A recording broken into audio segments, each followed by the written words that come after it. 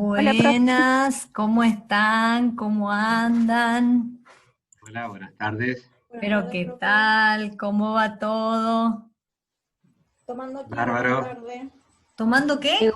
Tomando. una Van a buena terminar la tarde. media tarde. Ah, qué buena. Miren, estos son los beneficios de la pandemia, que uno puede estar tomando el Claro. tecito. Es que recién terminamos la otra clase nosotros. Ahora a las 6:15. Ah, bien, o sea que están Así bien que ahí. Muy salí bien, corriendo, preparé y me volví. muy bien. Hola Mauricio, ¿qué tal? ¿Cómo la profesora? ¿Cómo está? Pero muy bien, muy bien. Acá. Bueno, ¿qué tal? ¿Cómo arrancamos la semana? Muy bien. Pum para arriba.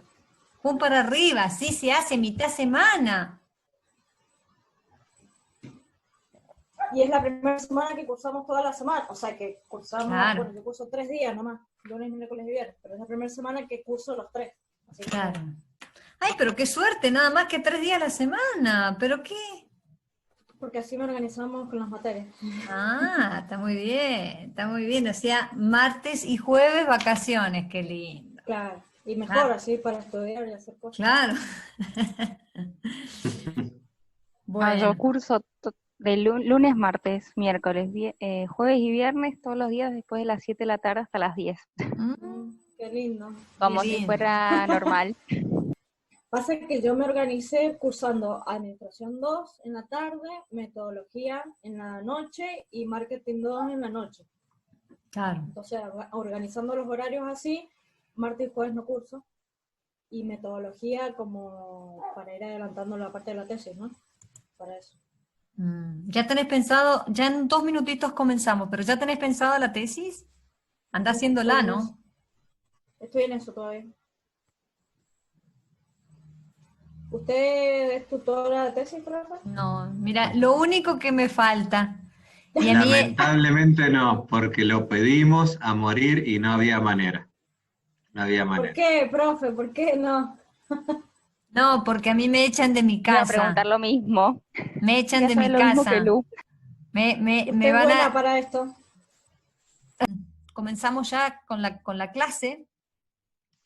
Yo no sé si ustedes pudieron seguir la clase anterior, que también la pueden seguir en YouTube.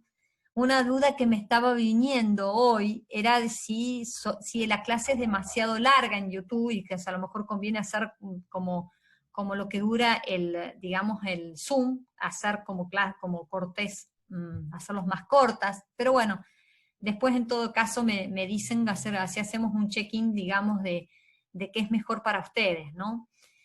La idea es que ustedes la puedan seguir a la clase sin ningún tipo de dificultad. ¿Mm?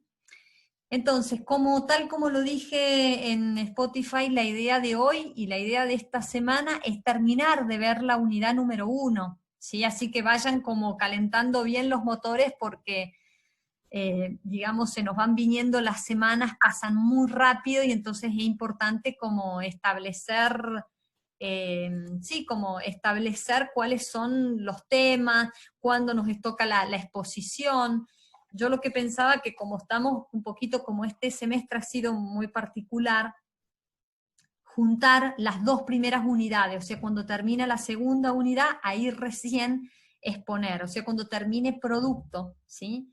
Así que, bueno, en principio estamos terminando la unidad número 1, ¿sí? La unidad número 1 que es, ¿se acuerdan que es todo lo que es, y ya lo que vimos en las clases pasadas, que era investigación de mercado, el concepto de la mirada de la investigación de mercado desde el punto de vista tradicional y desde el punto de vista digital? ¿Por qué era importante el establecer el benchmarking? Que es justamente hacer como un plan de acción, siempre pensando en el mundo digital, tener un plan de acción teniendo en cuenta un punto de referencia que es mi principal competidor. Esto después lo vamos a ir profundizando cuando veamos producto, cuando veamos canales de distribución, ya cuando veamos neuromarketing. Bueno. Pero sí, como líneas generales, establecimos un orden que tanto una forma u otra siempre era necesario tener una metodología. Entonces, partíamos de la base de lo que era la idea, después el problema de investigación, ese problema de investigación iba a estar como de la mano, de alguna manera, ¿de qué cosa? Y va a estar de la mano de lo que es el enfoque cualitativo y el enfoque cuantitativo. ¿Se acuerdan que dijimos que el enfoque cualitativo lo que busca es respuestas detalladas? O sea, ¿qué es lo que va a hacer el investigador? Tratar de descubrir, tratar de entender lo que le pasa a ese objeto de estudio, a ese investigado, decir, che, yo quiero hacer un análisis cualitativo sobre la percepción de la marca, y entonces tengo que tratar de entender qué es lo que piensa o cómo razona ese cliente. ¿Mm? En cambio, en un enfoque, por decirlo así, cuantitativo, yo voy a buscar siempre respuestas estructuradas, y por eso me voy a valer de las herramientas de la estadística, que esto va a estar asociado cuando veamos específicamente muestreo, y dentro del muestreo probabilístico. Entonces, enfoque cualitativo, enfoque cuantitativo, esto va a ser lo que va a permitir a nosotros que hacemos investigación saber qué es lo que queremos hacer, cómo lo queremos hacer, cuándo lo queremos hacer, para quién, ¿sí? Estas son las preguntas básicas. Luego, ¿qué tenemos? Dijimos que además de las preguntas era necesario establecer los objetivos, ¿sí? Que estos, ¿cómo debían ser los objetivos? Bueno, los objetivos siempre van a estar de la mano del enfoque y del problema de investigación, o sea que si yo quiero hacer una pregunta de investigación de tipo cualitativa, obviamente que el objetivo tiene que ser con adjetivos calificativos que describan, o sea que de alguna manera analicen, no que cuantifiquen, ¿sí? Bueno, después, ¿qué más dijimos? Dijimos el tema de la hipótesis. Una hipótesis, ¿para qué la íbamos a aplicar sí o sí y que debe ser demostrable? Dentro de un enfoque cuantitativo. Para un enfoque cualitativo, ¿podemos tener hipótesis? Sí, pero es solo a modo de acompañamiento en todo el proceso, ¿sí? Eso lo va a decir muy bien Sampieri. ¿Se acuerdan que dijimos como la imagen que deberíamos tener como si tuviéramos un paraguas? O sea, por si llueve, sacamos el paraguas. Bueno, para eso sirve una hipótesis en un enfoque cualitativo. No necesita ser demostrada, pero sí nos va a recordar cuál era ese supuesto. O sea, si nosotros dijimos que a lo mejor con una capacitación constante, no sé, la gente o el operario de venta va a resultar mucho más perceptivo sobre la necesidad del cliente. Bueno, lo que va a hacer la hipótesis en un enfoque cualitativo es recordarme si logré poner en el plan de trabajo la capacitación. Si no lo puse, significa que digamos, a efectos de todo el trabajo de investigación nos sirvió, ¿sí? Por eso está bueno tener esa guía, tener ese paraguas si es un enfoque quali. Bueno, ¿dónde fue? Entonces ahora vamos a ir, ahora les voy a compartir de pantalla. Ok. Vamos a ir acá. Entonces, lo último que vimos, ¿sí? No sé si se acuerdan, que dijimos que lo último que íbamos a ver, o sea que íbamos a comenzar a ver hoy, son los instrumentos de recolección de datos, ¿sí? ¿Para qué me sirven los instrumentos de recolección de datos? Que ahora los vamos a ver. Nosotros dijimos que, tal como lo expliqué ahí en Spotify, que existen como dos grandes instrumentos de recolección de datos que están altamente unidos, ¿sí? O sea, puede ser que nosotros nos encontremos con instrumentos de recolección de datos para una investigación tradicional, ¿sí? O que utilicemos herramientas digitales y por lo tanto vamos a ver que hay instrumentos que se repiten u otros que se readaptaron al mundo digital, ¿sí? Bueno, ¿cuáles son? Vamos a comenzar viendo cada uno de los que normalmente y hasta ahora se siguen usando, en más o en menos. Yo les voy a ir mostrando algunos casos, digamos, más concretos, para que si alguno de ustedes le gustaría dedicarse a la investigación, lo puede hacer. De mil amores, esto es una cuestión que es solo comprender la herramienta que necesitamos para poder aplicarla al caso particular. Entonces, ¿cuáles son estos instrumentos o técnicas de recolección de datos para una investigación tradicional? Entonces, nos encontramos con la observación, que ahí quedamos la clase pasada. ¿qué dijimos que era la observación? O sea, ¿para qué nos sirve la observación? Básicamente, cuando nosotros hablamos de observación, nos estamos refiriendo a obtener información tal como ocurre. Claro, si no tuviéramos la pandemia, nosotros iríamos al lugar, o sea, al lugar donde, al trabajo, lo que se dice, al lugar de campo, a realizar la investigación, ¿sí? Entonces, vamos observando. Lógicamente que para esa observación, ¿se acuerdan que dijimos que era necesario registrarla? Ya vamos a ver qué pasa en el mundo digital, si es posible observar y de qué manera. Pero en una investigación tradicional, nosotros tenemos que concentrarnos en dos cuestiones básicas, o sea, en el objetivo, qué queremos observar, ¿sí? Y luego describir cuáles son los ítems o las tareas más importantes a observar, ¿sí? Para no terminar observando, no sé, los zapatos de la secretaria. Digo, ay, qué bueno que están esos zapatos para poder comprarlos, y en realidad no íbamos para ver los zapatos de la secretaria que nos interesa para poder comprarnos, sino tenemos que observar otra cosa, suponiendo que queremos hacer un estudio sobre logística, y bueno, tenemos que ver cómo están ubicados espacialmente todas las actividades que están desarrolladas dentro de ese negocio, ¿sí? Eso es muy importante. Si uno dice, bueno, pero no, lo mío es una tienda digital, bueno, pero lo mismo tengo que pensar virtualmente cómo se desarrolla, ¿sí? Entonces, para que quede claro, vamos tratando de ir haciendo en nuestra cabeza un mapa conceptual de cuáles son entonces las técnicas de recolección de datos. Entonces, las técnicas de recolección de datos en una investigación común y corriente, tengo que tener en cuenta la observación, ¿sí? ¿Qué es lo que yo quiero observar? ¿Sí? Y dentro de qué es lo que quiero observar, es cómo quiero observarlo y establecer las tareas. Entonces, acá ya tenemos, esperen que, ahí está.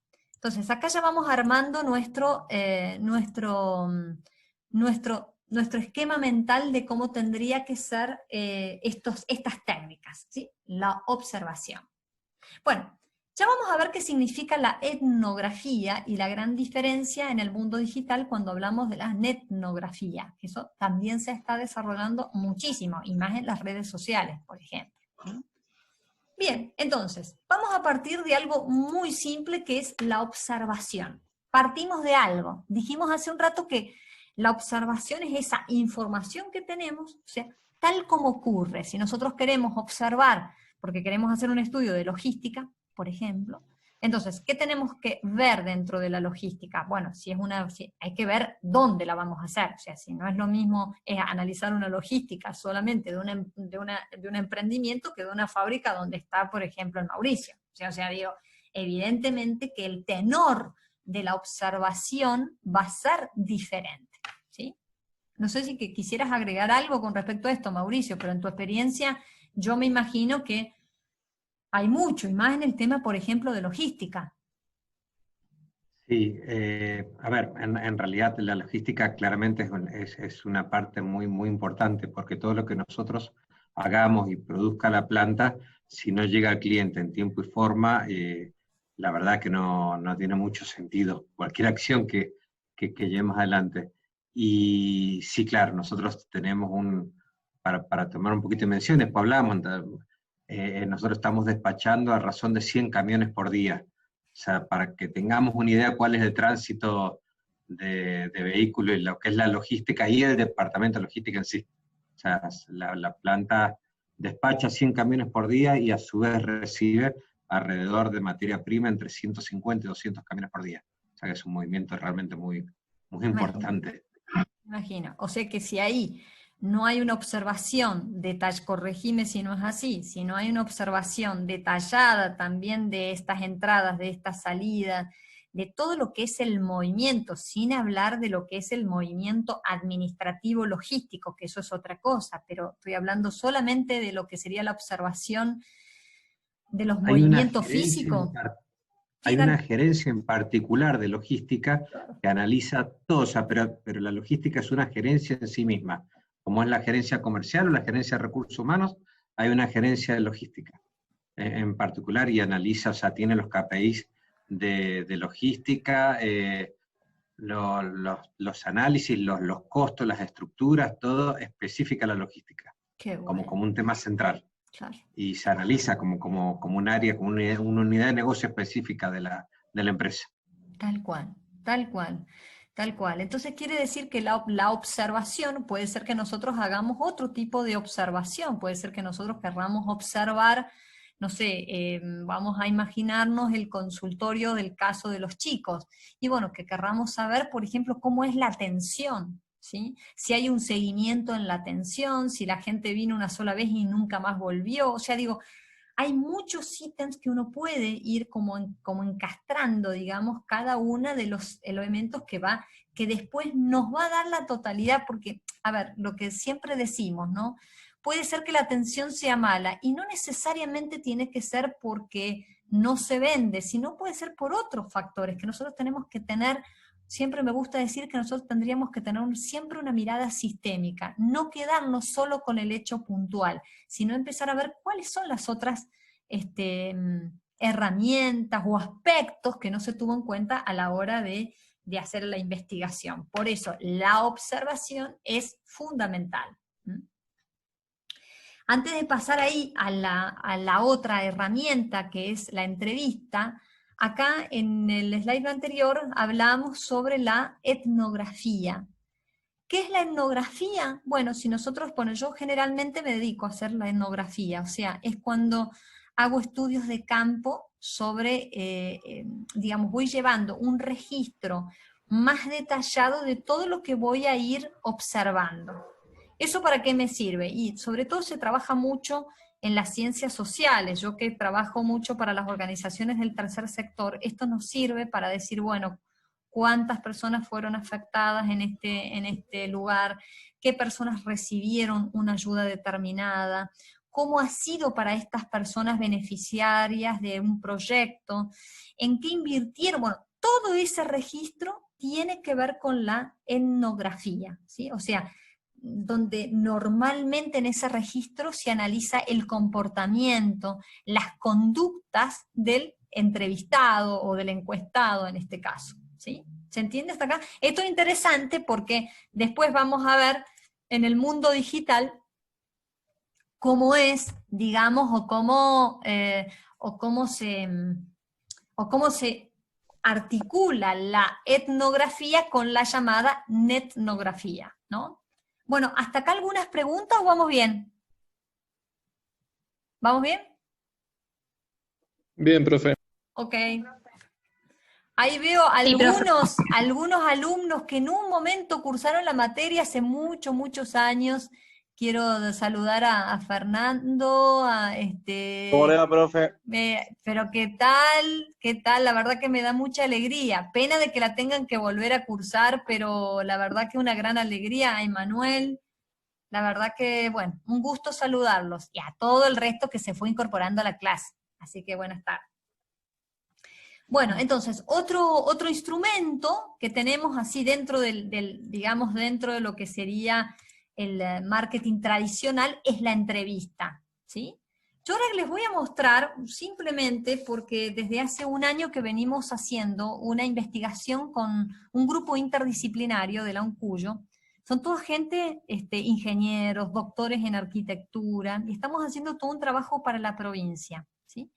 ¿Qué es la entrevista? Básicamente la entrevista, como dice acá, es el investigador dialoga con el entrevistado de una forma directa.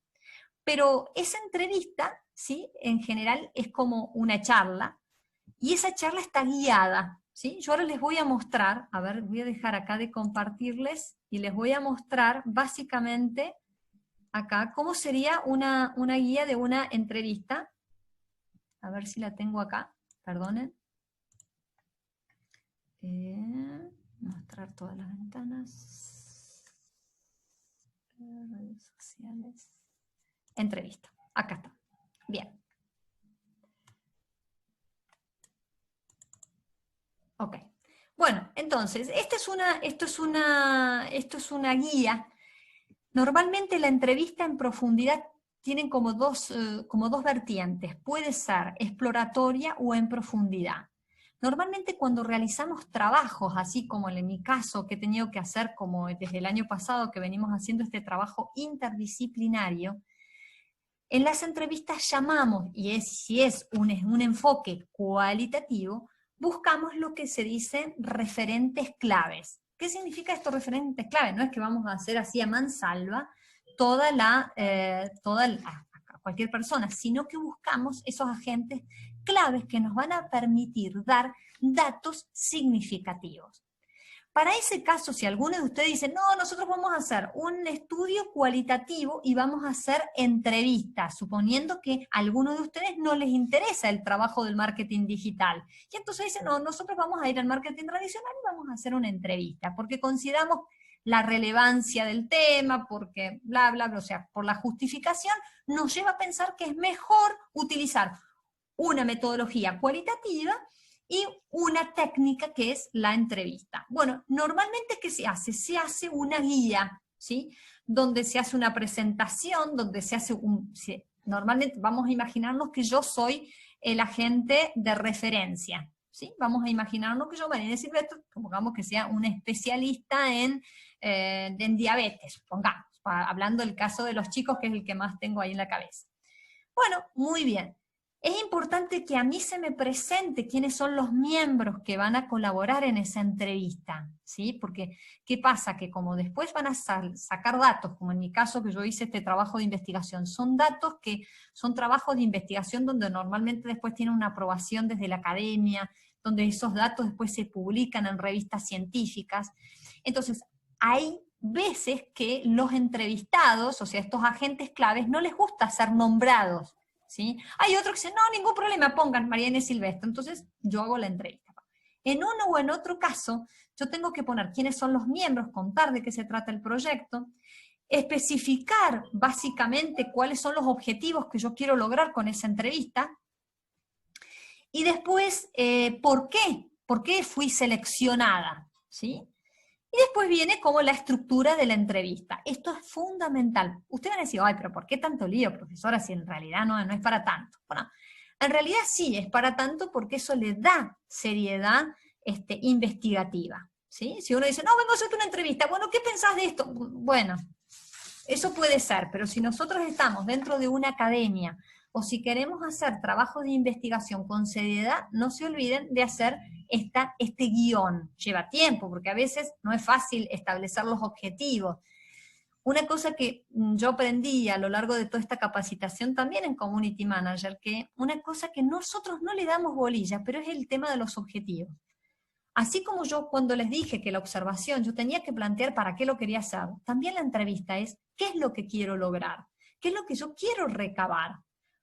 ¿Para qué busco Mariana Silvestre, especialista en diabetes? Bueno, todo esto es lo que yo me tengo que plantear antes, no durante la entrevista, porque quizás no era la persona adecuada. Bueno, quedan menos de 10 minutitos, pero si se corta volvemos a entrar con el mismo idea. Bueno, seguimos entonces con la presentación de PowerPoint. Bueno, entonces, la entrevista. Es esa relación entre el investigador y el investigado. ¿Sí? Hay una forma directa, donde el investigador me va a dar un banco de datos, ¿sí? Y por eso tengo que armar muy bien la entrevista. Ahora, yo después acá les dejo algunos conceptos o algunas, ¿cómo les puedo decir? Algunas indicaciones de que son importantes tener en cuenta. Lo que sí, yo esto no me voy a detener tampoco porque ustedes ya me imagino que ya lo deben haber visto en otras materias, pero sí recordar que una entrevista puede tener estas características. Puede ser inestructurada cuando yo la voy viendo la pregunta y de lo que me va diciendo el interlocutor voy rearmando las preguntas. Ahora, como en mi caso, en el caso que hice este trabajo de investigación y son agentes claves, evidentemente que yo tengo que tener puedo utilizar una entrevista semiestructurada, pero básicamente estructurada, ¿sí? Lo que es fundamental, un consejo que les doy si van a hacer también un trabajo de entrevista, es confeccionar las pautas. ¿Por qué? Porque miren, la semana pasada me pasó que justamente yo estoy trabajando con unos emprendedores, ¿no? Y le estamos dando talleres de capacitación. Claro, uno de ellos no tiene la secundaria, tiene solo la primaria. Claro, nosotros habíamos armado la batería de preguntas dentro de esta entrevista.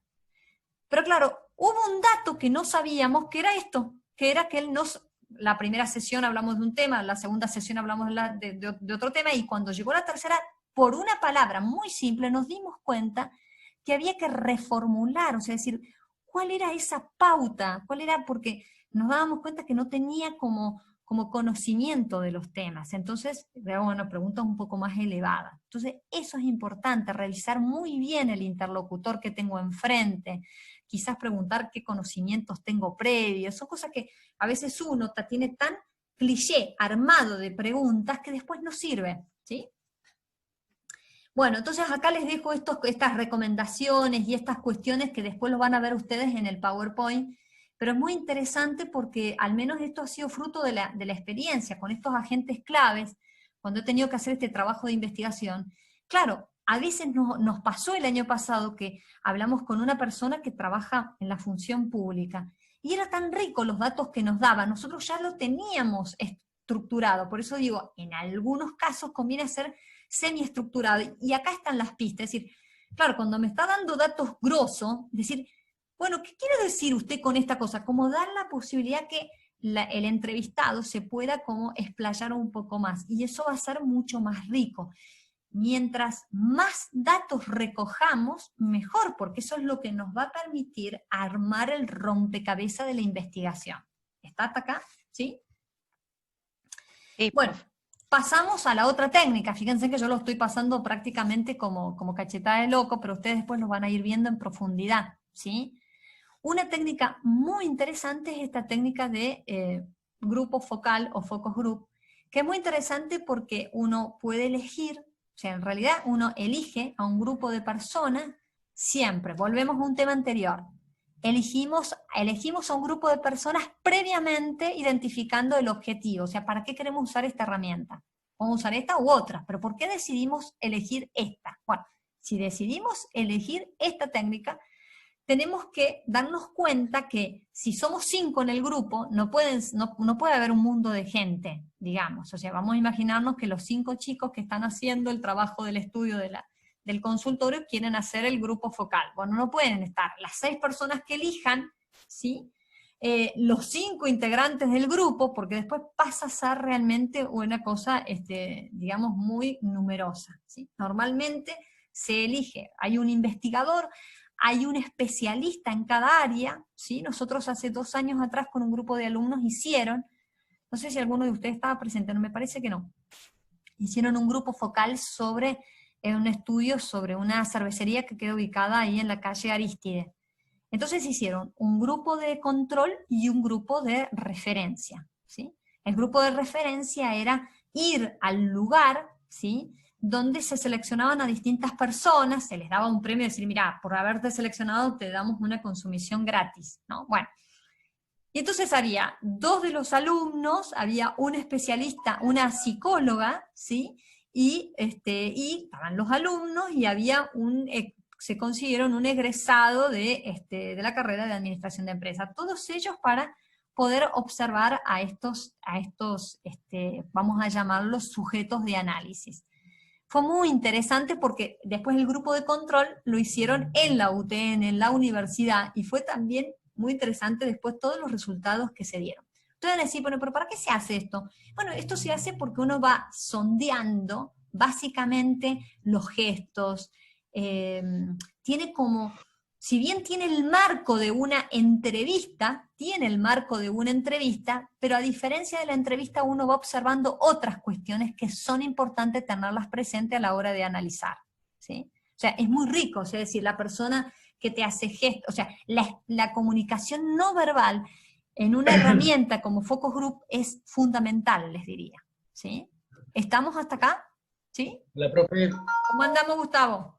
Disculpe la tardanza. No hay ningún problema. Era a las 7:30. Me recuerdo.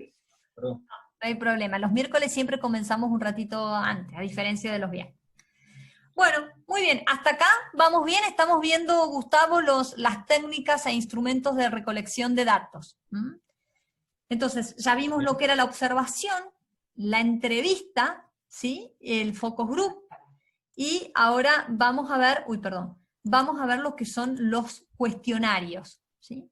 Los cuestionarios también, ya lo vamos a ver cuando veamos en el mundo digital, qué es lo que sucede, que en el mundo digital vamos a ver que están las encuestas de Google Drive, y son estos tipos de cuestionarios. O sea, toda herramienta,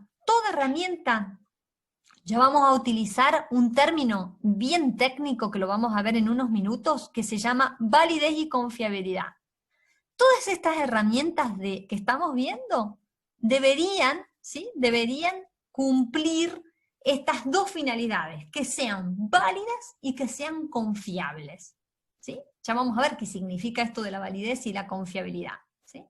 Pero el cuestionario, como vemos acá, es una técnica estructurada, ¿sí? Muy estructurada. Yo puedo utilizar, lo vamos a ver acá en la siguiente slide, que yo puedo utilizar, por ejemplo, dentro de esa batería de preguntas, puedo utilizar una escala de Likert, puedo utilizar preguntas abiertas. ¿Usted piensa que en un mes saldremos del coronavirus? ¿Sí o no? O sea, digo, no puedo decir, bueno, pienso que entonces, no, ¿sí o no? O sea, hay preguntas que son bien directas, bien incisivas, donde nos va a permitir también como hacer un mapeo, ¿sí?, de la cantidad de encuestados. Pero eso hoy está siendo superado. ¿Por qué? Porque cuando nosotros vayamos a ver el tema de Big Data o vayamos a ver las encuestas de Google, eso lo hace automáticamente.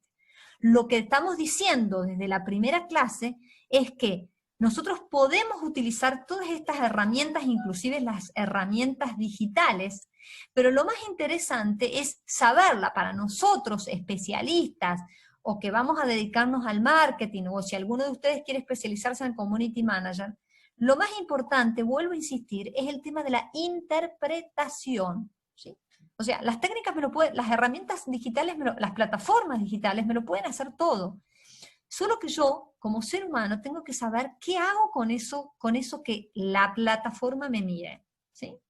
Y actuar en consecuencia. Entonces, ¿qué hay que tener en cuenta? Preguntas específicas siempre del fenómeno estudiado. O sea, si yo estoy hablando sobre la percepción del cliente, siempre tiene que estar rodeado o dentro de ese tema, ¿sí? No puedo decir, bueno, pero usted, ¿cuánto es lo que gana? No, bueno, ahí estamos hablando ya de nivel de impacto, ¿no? Y no de la percepción, del grado de satisfacción, del grado de reconocimiento que tiene esa persona con respecto a la marca. Entonces, muchas veces cuando uno arma el cuestionario, ya lo vamos a ver cuando veamos en los ejemplos digitales, que ya hay encuestas que ya te las vienen, te las arman solas, ¿sí? Te las arman solas. Bien. Ok. Entonces, como decía recién, nosotros dentro del cuestionario podemos utilizar, por ejemplo, una escala de Likert, ¿sí? La escala, vamos a ver ahora cuando veamos confiabilidad y validez, para que se grabe. Mira, lo más importante de todo esto es que siempre esté asociado al problema de investigación y al objetivo de investigación, ¿no? Porque si no sería una investigación totalmente descongruente, ¿sí? O totalmente, ¿cómo te puedo decir? Como digo, a mí me gusta decir, y bueno, esquizofrénica, una parte una cosa, otra parte otra parte, o sea, no, deberíamos lograr que esa investigación sea uniforme. O sea, yo les digo sinceramente, ya llevo muchos años en el área de la investigación, y me doy cuenta que cada vez siempre tengo que estar atenta para no cometer. A veces uno se va teniendo mañas en la investigación, y a veces uno no se da cuenta y va cometiendo casi como algunos errores. Por eso está bueno siempre cotejar con otros cómo se ve, y por eso ustedes están haciendo ahora como esta praxis, ¿sí? O van a empezar a hacer esta praxis. Bien. Bueno, muy bien, seguimos entonces con el PPT. Lo que les estaba diciendo antes del corte es que la escala de Likert lo que hace es una herramienta dentro del cuestionario, y donde lo que me permite ver es digamos, de alguna manera la gradualidad de un objeto de estudio. O sea, decir, bueno, queremos saber el grado de satisfacción. Entonces, esta escala nos sirve para decir si estamos de acuerdo, indiferente, en desacuerdo o totalmente en desacuerdo. Esto sirve después a la hora del mapeo. Es muy práctica las escalas de Likert, ¿sí? Es muy, muy práctica. Bien, antes imagínense que se hacía prácticamente en un Excel o en Word, y hoy ya con el Google Drive ya se hace todo prácticamente, ¿sí?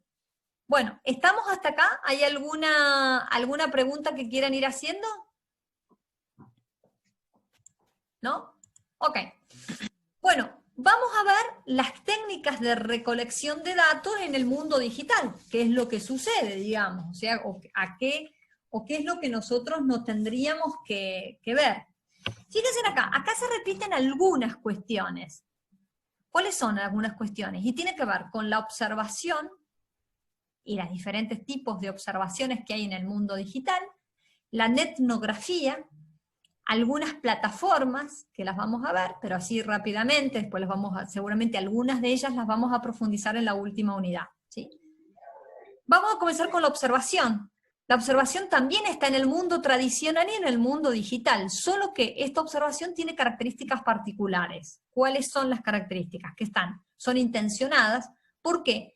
Y porque muchas veces es difícil saber para qué se hizo, ¿sí? O también resulta difícil ver cuál fue la intencionalidad del que publicó ese contenido en una plataforma, o realizó un pod, por ejemplo, ¿no? Bueno, un podcast sería ya cuando uno manda un audio, ¿no? Pero los posts que uno normalmente ve en las plataformas digitales, uno tiene que a veces leer entre líneas qué es lo que quiere decir, o a lo mejor no te dice nada, y te dice suscríbate, y bájese su ebook, ¿no? Pues, ¿para qué? Y pues, a veces te va enganchando así hasta que decís, pues no me dijo nada, bueno, pero capaz que en el ebook me dice algo más, y después no termina. Entonces, nosotros lo que tendríamos que tratar de identificar cómo sería una observación intencionada.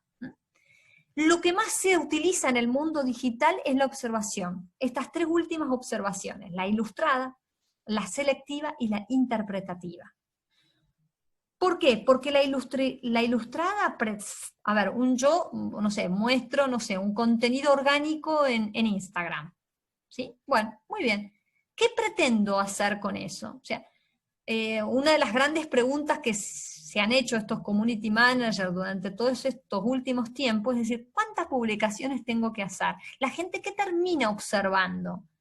¿Sí? La cantidad termina observando, la forma, termina observando el fondo de la imagen.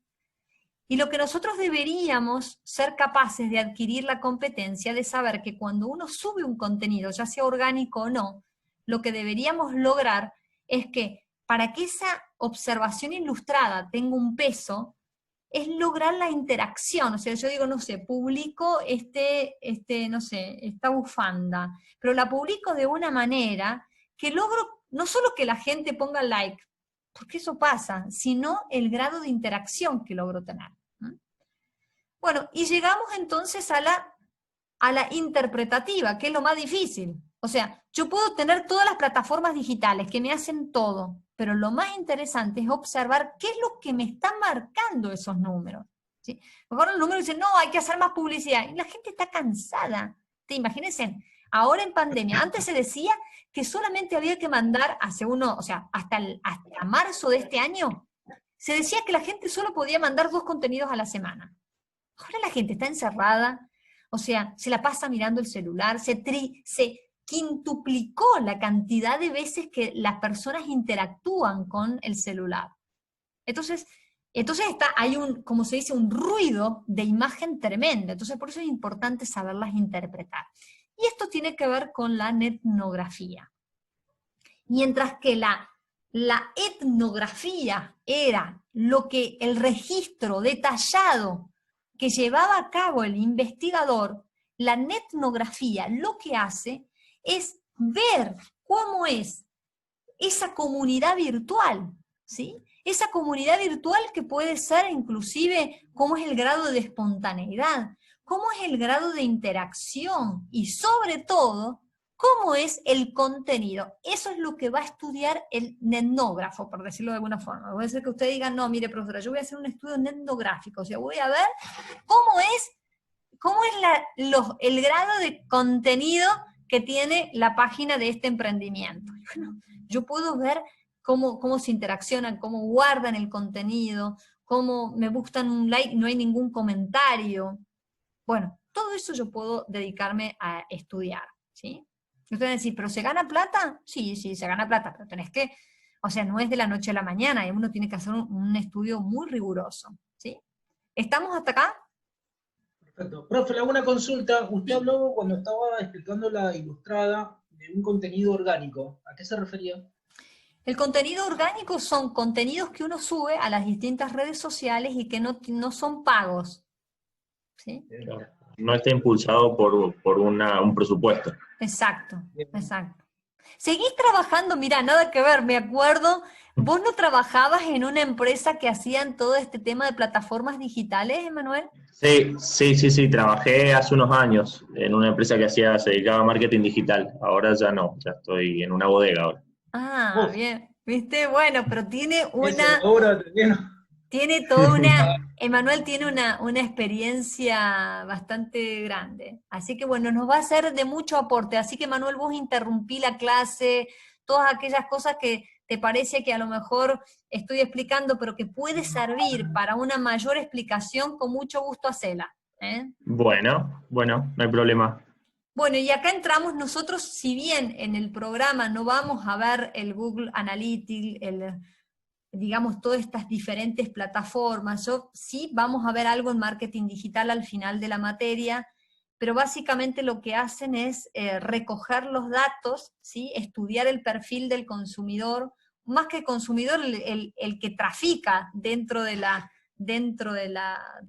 web, y van sacando, no sé si a ustedes les ha llamado la atención, que cuando uno busca una receta de cocina, después te llega toda la información referida a cocina, o sea, es como que ya a través de Big Data te van analizando, digamos, cómo podría ser tu perfil, ¿no? Entonces, bueno, van sacando, digamos, y van haciendo tendencia. Eso es lo que hacen también las plataformas. Si uno mira, inclusive, todas las grandes plataformas, o sea, Spotify, ¿cómo se llama la otra? Netflix también hace el mismo, o sea, uno dice, siempre busca, selecciona una película, bueno, ya te va seleccionando o el perfil de esa persona para después ofrecerte ese tipo de productos, variedad de productos o servicios, ¿sí? Igualmente, profe, Dale. si está habilitado en todas las plataformas que tenemos, ya sea Twitter, Sí, Facebook, todas, Instagram, están todo el tiempo escuchando qué es lo que se habla y todo. Si tenés habilitado el totalmente. micrófono, el otro día estábamos hablando, no me acuerdo qué cosa, y cuando veo me salían un montón de publicidades de eso. Es porque están todo el tiempo Todo el en meta tiempo. escuchar. Sí, sí. Y además otra cuestión que también es muy interesante es que inclusive ya lo hizo ya Facebook, porque digamos, voy a decir una expresión poco académica, pero se tuvo que, digamos, adquirir buenos regalos de juicios, ¿no? De gente que, por ejemplo, vamos a decir, no, porque Manuel, vamos a decir, que ahora lo tengo acá en línea, así abajo, no, porque Manuel esto, porque es un desubicado, porque ya ahora, ya hace un cuánto tiempo, ya hace 2 o 4 años, después corregime si no es así, Manuel, pero tiene lo que se llama el sandboxing, que es como que te eliminan digamos, de Facebook si vos haces comentarios fuera de lugar. O sea, vamos a ver solamente algo, ya cuando veamos marketing digital también, pero eso lo tiene en Twitter, lo tiene Facebook, lo tiene Instagram, te corren. Primero Facebook te suspende por 1 o 3 días, creo, y ya después ya después te bloquea la cuenta, cuando uno tiene comentarios fuera de lugar, agresivos. Digamos que te saca amarilla y después luego roja. Sí. Primero te suspende y vos no sabés por qué está bloqueado. Y digo, sí, pero ¿qué pasó? ¿Qué pasó? Y bueno, empezás a ver el historial y bueno, pero está bueno también porque nosotros vamos a ver también cuando vemos marketing digital algunas de las 99 normas de convivencias digitales que hay, ¿no? Entonces está bueno porque eso nos habla de que así como hay normas de convivencia en una universidad, en una casa, decir, che, no podés hacer lo que se te da la gana, tenés que tener más o menos un orden, decir, bueno, más o menos saber cómo va a ser tu día, o bueno, me imagino, cualquier casa, bueno, también en el mundo digital, porque si no es que es como, hay tanto tráfico, entonces es importante ordenarlo, ¿no? Pero eso habría que dedicarnos toda una charla a eso, porque también me acuerdo un alumno que era un especialista en el otro semestre, preguntó, pero profesora, ¿eso no tiende inclusive a ser manipulador? Bueno, y ahí podemos entrar a hacer todo un debate ético, ¿no? Es decir, hasta qué punto el otro me restringe lo que yo puedo decir o no. Bueno, no, ¿qué ibas a decir, Emanuel? Tal cual. No, de hecho hay un documental muy recomendado en Netflix que habla de la empresa de Cambridge Analytica, que es la que trabajó haciendo la campaña para Trump y para el Brexit, y trabaja mucho con esto de las redes sociales, de taguear a las personas, los comportamientos, y bueno, también después de impulsar fake news para lograr una conducta o una acción de compra, en este caso una acción de voto sería, pero nada, muy bueno, ese está también muy bueno y muy recomendable. Después perdóname, Manuel, ¿vos estás en el grupo de WhatsApp? No. Creo, no me llegaron a agregar, por la última clase tuve directamente problemas para conectarme. Ahora también, como que tenía problemas con el audio, pero sí, logré después arreglarlo. podés poner en el chat tu número, así después te ponemos, te agregamos, no sé quién, si Luciana, yo qué cara dura, si lo podés agregar. Sí, creo que Luciana tiene mi número. Sí. Bueno, entonces, perfecto, y a Fernando me parece que lo puedas agregar. Él está. Bueno, así de esa manera, si después, Emanuel, querés después repetirnos cuál era el nombre bien, así después, porque también a mí me encantaría verlo, yo no lo he visto, así que estaría muy bueno verlo. Sí, es muy bueno. Muy bueno, qué grande, gracias. Bueno, y por último tenemos este formulario que seguramente ustedes ya lo deben conocer. Yo ahora voy a dejar de compartir pantalla para mostrárselos. A ver acá, a ver si lo tengo. Acá, a ver. Acá. Encuestas. No sé, ¿la ven a esta página? ¿Encuestas? Sí. Ejemplo de encuesta. Bueno, es muy práctica, seguramente, no sé, si pienso en Emanuel, seguramente que ya la debe haber recontrausado, pero, digo contrausado, porque a lo mejor acá estamos con gente especialista. Bueno, no, pero también son herramientas que uno la puede usar, y está bueno, está bueno. Entonces, uno entra acá, satisfacción del cliente, y ya te hace, ya prácticamente, ver ejemplos, uno ya te arma lo que está bueno de esto, después yo las puedo mandar al grupo, te arma la batería de preguntas, uno linkea la categoría y te arma yo la he probado por otras cuestiones y es muy interesante. A ver, es muy simple, pero para quien no tiene tanta experiencia o no maneja tanto el Google Drive, por ejemplo, que esa es otra herramienta, bueno, puede utilizar esta plataforma. Así que yo después cuando termine la clase se las voy a mandar. Bueno, ¿qué más tenemos? Tenemos lo que es Google Drive, que ¿quién de ustedes no ha usado una encuesta en Google Drive? Es buenísimo, porque uno lo carga, después si hay alguno de ustedes que dice, no, profesora, yo nunca lo usé, tengo miedo de usarlo, bueno, capaz en la hora taller, entonces lo podemos profundizar un poquito. Pero es muy práctico porque también uno va armando, ahí no, es más vamos a decir, más humano en el sentido que uno va armando las preguntas, pero está bueno, porque inclusive lo que hace Google Drive también es armar los resultados, te arma las tablas, te dice la cantidad de personas que respondieron, te arma los gráficos, mientras que antes era un lío ponerlo en el Excel, seleccionarlo, hoy te lo hace solo, ¿sí? Yo les tengo, pero porque ya son casi 27 y como queremos ir a la hora taller, yo les voy a pasar en el grupo un videíto muy cortito sobre lo que es Big Data, que lo que hace es como condensar todos los datos que uno tiene a disposición, pero bueno, Emanuel que ha trabajado en la... ¿Querés contarnos vos, Emanuel, un minuto qué es Big Data? Porque ustedes trabajaban con eso. Nosotros trabajábamos, yo trabajaba en una empresa que se dedicaba a la comercialización de créditos en línea, y también trabajábamos con esta temática, es decir, un formulario que la gente que quería acceder a un crédito lo completaba, nosotros con esos datos, a través de esos datos, automáticamente el sistema los hacía correr por diferentes burós de crédito y le asignaba un estatus, es decir, lo catalogaba como apto para este crédito, apto para este otro, o no apto. Eso se iba almacenando directamente en la base de datos. Y con eso se almacenaba también toda la información de las personas, es decir, nosotros teníamos aproximadamente en ese momento unos 1.500 registros por día. Y por cada persona teníamos cerca de 100, 200 datos o variables a guardar. Así que háganse una idea de que teníamos cerca de 30.000, 45.000 datos por día de personas que se iban almacenando todas en una base de datos. No llega a ser Big Data porque obviamente Big Data habla de un universo gigante, ¿no?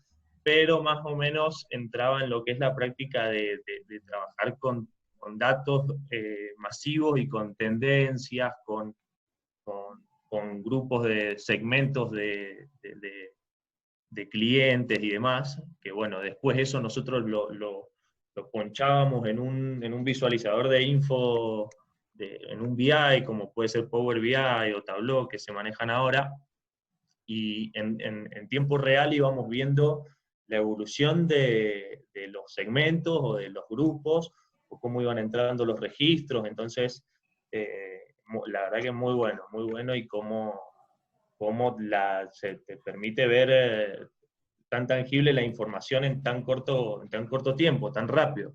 Así sí, que muy bueno. Muy bueno estábamos. Bueno, después obviamente se hacen análisis, que es lo que hablaba recién, en base a las interacciones, cuántos clics por enlace teníamos, qué ratio de conversión, es decir, sobre las 10.000 personas que cliquearon, cuántas accedieron a un crédito finalmente. Entonces, todos esos ratios se iban estudiando, se iban estudiando esos ratios por cada segmento de cliente. Nada, muy bueno, eso que te lo permite estas herramientas, porque ese flujo de información, manejarlo a mano hoy en día en un Excel, sería imposible. Una locura. Sería una locura. Sí. Eran tablas de 1 millón de datos, 400.000 datos al mes, por ejemplo, y nada, se moría un Excel. Qué bueno, qué bueno. Gracias, Emmanuel. ¿Vieron que menos mal que estás cursando ahora? Nos estás enriqueciendo. Sí. Bueno, entonces, hasta acá vamos bien, ¿no? Entonces, ¿para qué les voy a mandar el video de YouTube? Acá hemos tenido una explicación maravillosa. Bueno, entonces, seguimos. Quería hacer una consulta, profe, Dale. con respecto a lo que hablan, lo que tiene que ver con la privacidad de uno. Yo por eso soy medio reácido con la... No. ¿Cómo es eso? Porque yo hace bastante tiempo, creo que con Trump, o no sé con quién, Facebook fue denunciado porque, bueno, manipularon datos y los usaron. ¿Quién controla todo ese tráfico de datos?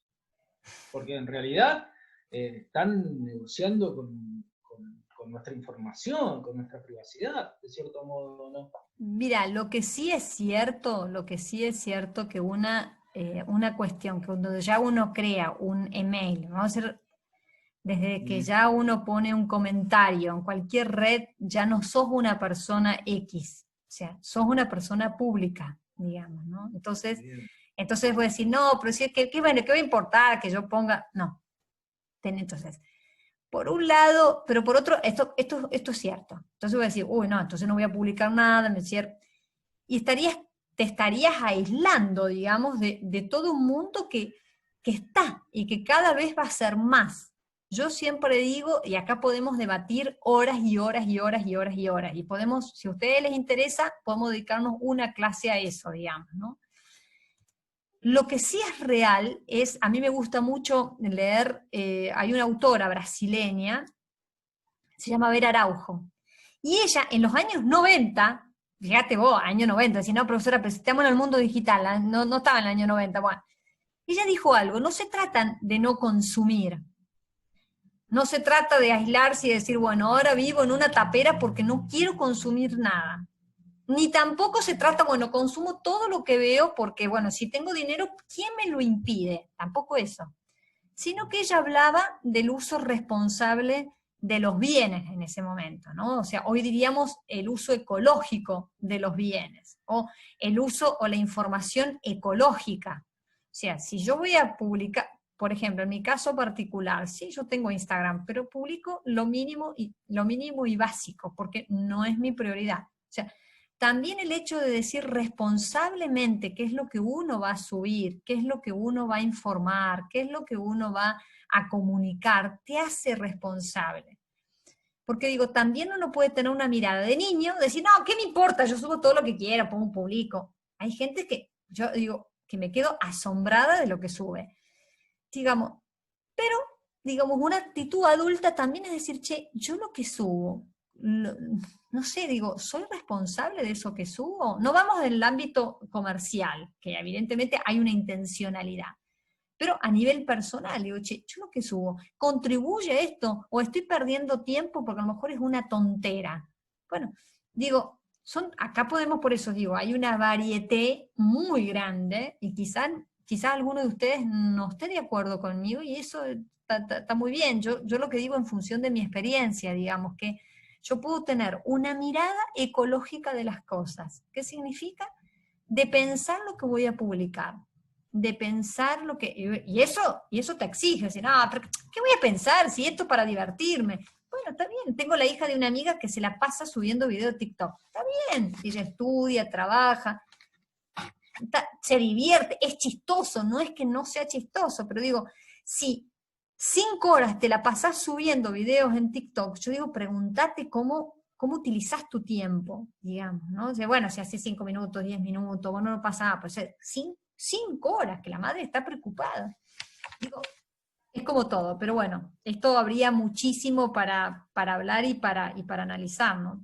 Sí, tal cual, ¿no? Y además el hecho de los términos y condiciones, o sea, en el momento en que uno aceptó los términos y condiciones de uno de los sitios, ya fuiste, estás navegando en la red con todos los términos y condiciones aceptados de todos, porque No, y realmente no uno no sé, se puede... ya es incontrolable, claro, y es incontrolable, es incontrolable. Incontrolable, tal cual, pero yo digo, si a ustedes es un tema que les interesa, si es un tema que dicen, no, profesora, realmente preferimos, bueno, podemos buscar en el semestre una de las clases donde nos dediquemos a eso, es decir, cómo podemos tener un uso ecológico, digamos, de la información o frente a la red. Pero puede ser que ese tema no les interese, entonces, nada, que ustedes sepan que pueden contar conmigo para en algún momento poder debatirlo, porque yo digo, es un tema que, y más ahora en la pandemia, se triplicó, se quintuplicó.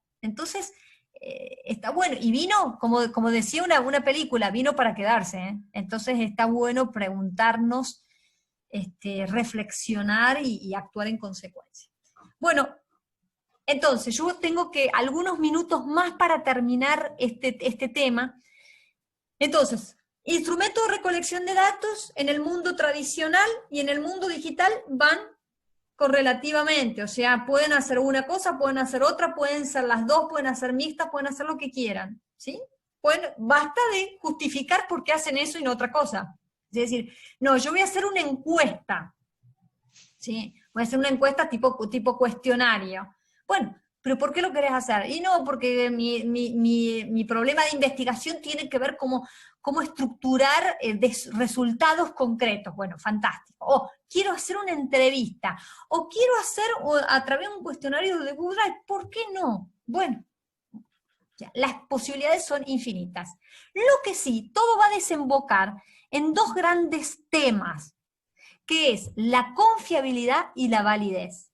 O sea, ¿cómo nos damos cuenta que esos instrumentos son válidos y son confiables? No, profesora, si está todo en Internet es válido. Bueno, no todo lo que está en Internet es válido.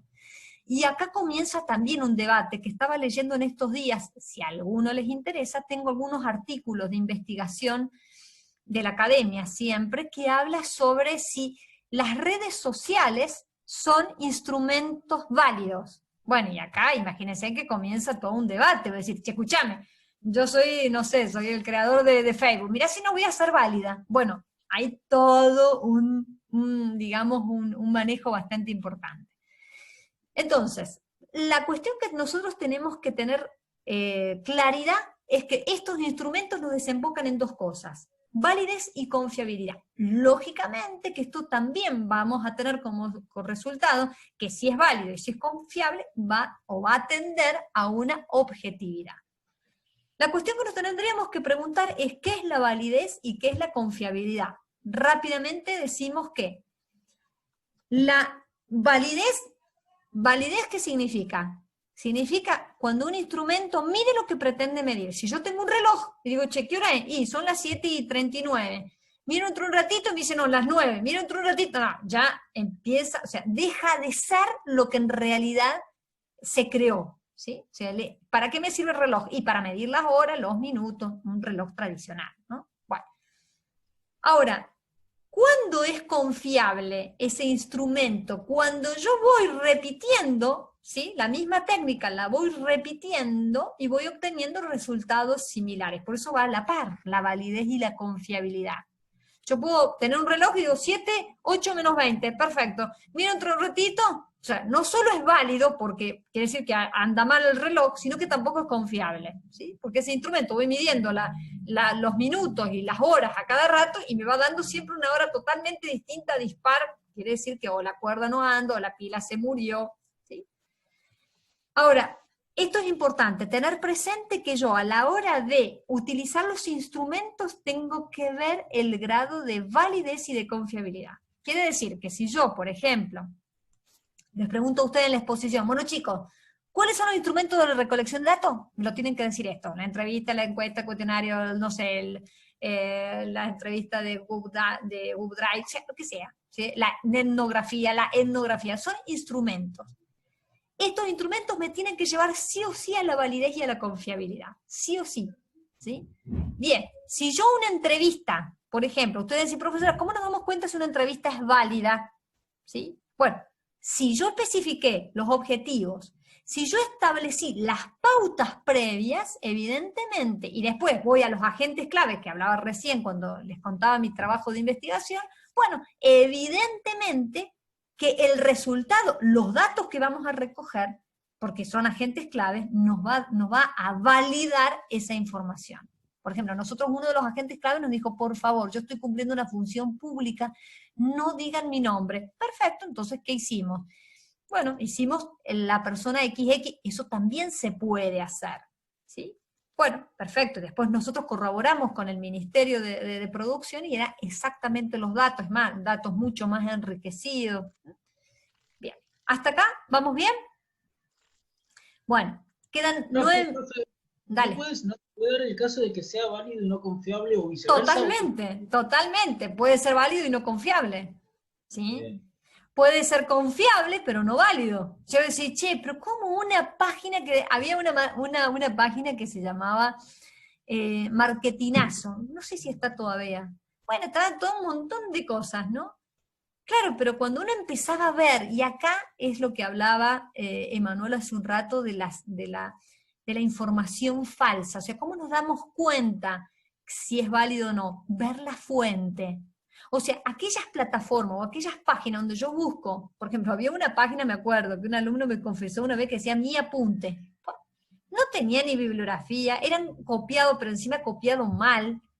Entonces era un pegado impresionante. Entonces te está hablando que decir, en ese caso, ¿era válido? Estaba escrito, pero no era confiable porque no tenía la fuente. O sea, una página que no tenga la fuente bibliográfica, ahí presten atención.